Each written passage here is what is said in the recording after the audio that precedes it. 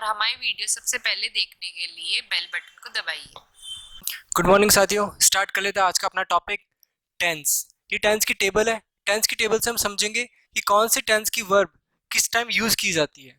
हम टेंस को कैसे पहचानते थे हिंदी में कि हिंदी वाक्यों के अंत में ता है, ती है, ते हैं आते हैं तो अपन कहते थे प्रेजेंट टेंस है। हिंदी वाक्यों के अंत में था है, थी है, थे आते हैं तो हम कहते थे पास्ट टेंस है। और फ्यूचर के लिए हम क्या कहते थे? रहा, रहा, होगा तो अपन कहते थे प्रेजेंट कंटिन्यूअस।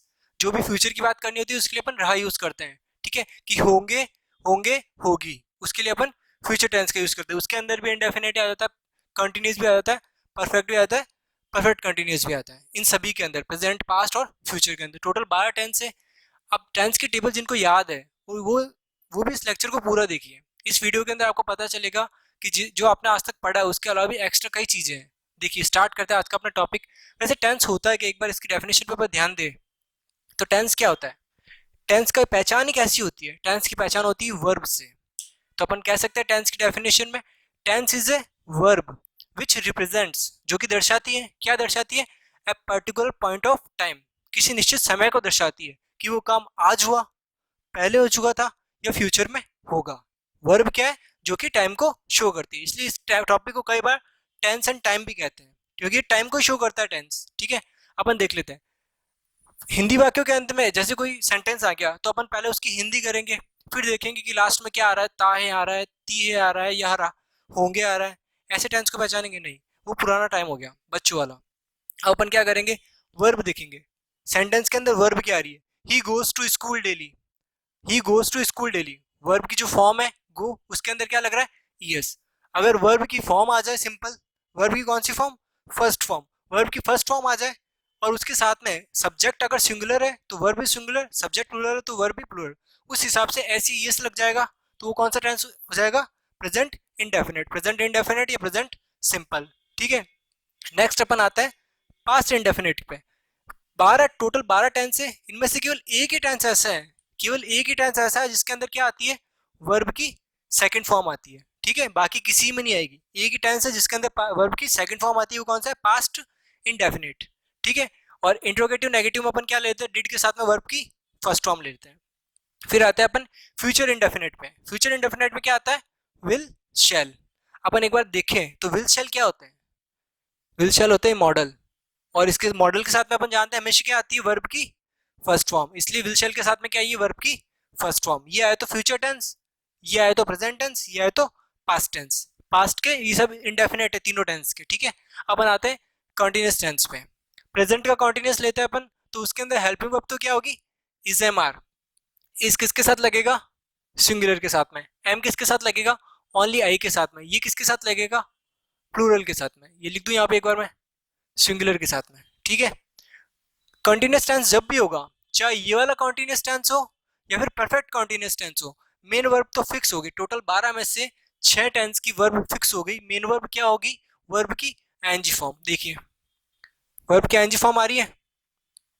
अब एक चीज पे ध्यान देना, मैं एक सेंटेंस लिख दूं, ही प्लेइंग क्रिकेट।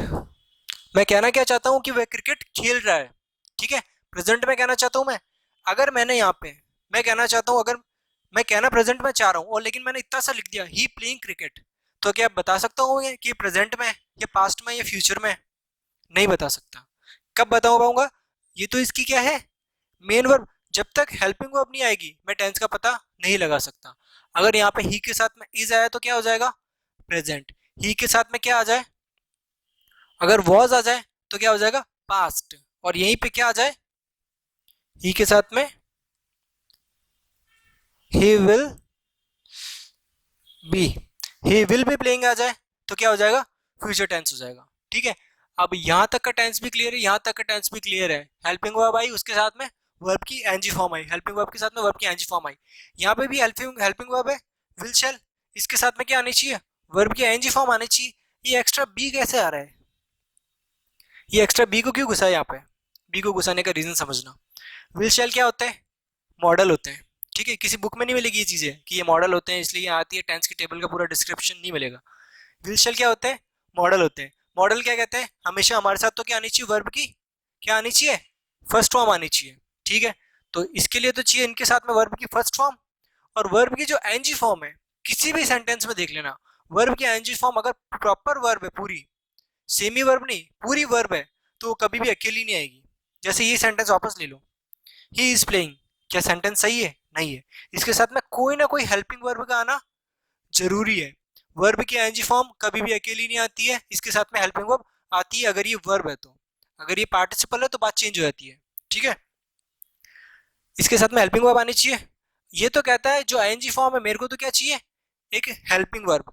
और ये दोनों मॉडल क्या कह रहे हैं कि हमें क्या चाहिए, वर्ब की फर्स्ट फॉर्म। तो हमने एक वर्ब लगा दी जो कि इसके लिए तो काम करेगी हेल्पिंग वर्ब का, इस वीआईएनजी के लिए हेल्पिंग वर्ब का, और इन दोनों के लिए क्या काम कर देगी, वर्ब की फर्स्ट फॉर्म है, बी वर्ब है, बी वर्ब उसकी फर्स्ट फॉर्म है, तो इन दोनों के लिए तो हो जाएगी मॉडल की फर्स्ट फॉर्म, इसके लिए क्या हो जाएगी, हेल्पिंग वर्ब हो जाएगी। ओके, नेक्स्ट आते हैं परफेक्ट पे। परफेक्ट क्या कहता है, किसी काम का कंप्लीशन शो करता है कि काम हो चुका है, ठीक है, पास्ट में हुआ या फ्यूचर में होगा या प्रेजेंट में हो रहा है, ठीक है, प्रेजेंट में हुआ है जस्ट, ठीक है। अब देखो इसके अंदर भी क्या होता है, जो प्रेजेंट का परफेक्ट होता है ना, वो तो होता है एक ऑब्सोल्यूट टेंस, इसको किसी और टेंस की जरूरत नहीं होती अपने साथ में लिखने के लिए। लेकिन ये जो दो टेंस होते हैं ना, ये रिलेटिव टेंस होते हैं।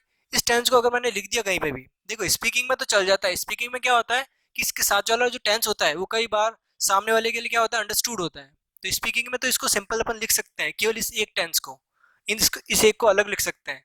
लेकिन जब अपन रिटर्न में लिखते हैं तो इस टेंस का प्रयोग किसी ना किसी और टेंस के साथ में करना जरूरी है। इसका बिना किसी टेंस के साथ में भी कर सकते हैं, किसी एक्स्ट्रा टेंस के आए बिना भी, इसके साथ में एक्स्ट्रा किसी और टेंस का, किसी और वर्ब का आना जरूरी है, ठीक है।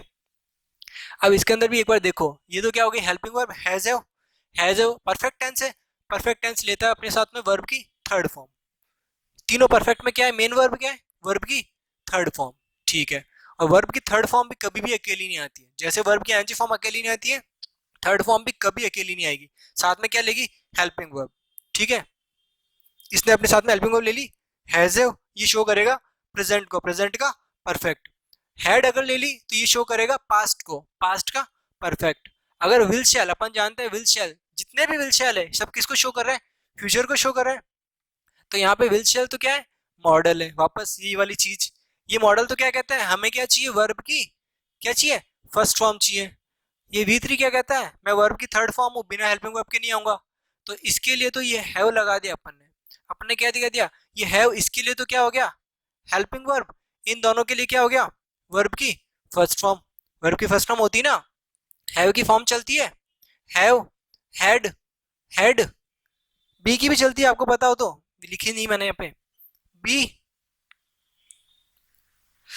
यहाँ पे ये वीडियो में आ रहा है नहीं आ रहा है, छोड़ो, मुझे कंफर्म नहीं हो रहा है ये वीडियो में आ पा रहा है नहीं आ पा रहा है, ठीक है। ये वर्ब की फर्स्ट फॉर्म है, ठीक है। और यहाँ पे हैव क्या, वर्ब की फर्स्ट फॉर्म। लास्ट अपन आता है परफेक्ट कंटिन्यूअस पे। परफेक्ट कंटिन्यूअस में क्या होगा, जैसे अपन को परफेक्ट कंप्लीशन भी शो करना है, किसी काम का खत्म होना, और कंटिन्यूटी भी शो करनी है। कंटिन्यूटी के लिए क्या आएगा, वर्ब की आईएनजी फॉर्म, एक आईएनजी फॉर्म आ गई। परफेक्ट काम को खत्म कराना है तो क्या आएगा अपने पास में, हैज हैव, ठीक है।